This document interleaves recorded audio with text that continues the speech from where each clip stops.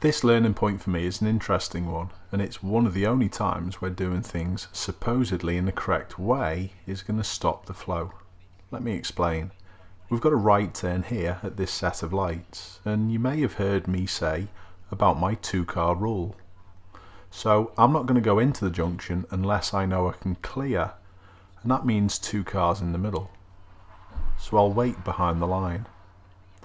However, just behind the blue Golf, there's a square area, and that's censored, and that actually triggers whether the filter arrow that you can see across the other side is actually going to come on.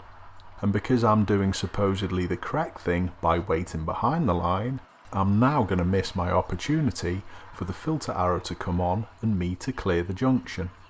My car hasn't triggered the sensor, so the junction thinks it's not busy and no one's there.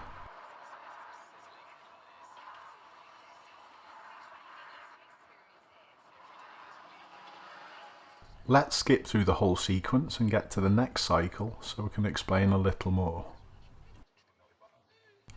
Now I'm the first car in the queue, this decision is not mine, so all I'm going to do is obviously position my vehicle for the right turn and wait for a gap.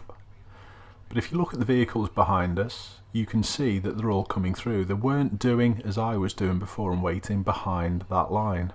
You couldn't see any filter arrow come on because I was able to clear, but it's more than likely to illuminate because of the amount of traffic that was in the queue. So it's an interesting one. Doing actually the wrong thing makes things better. I can't say that too often.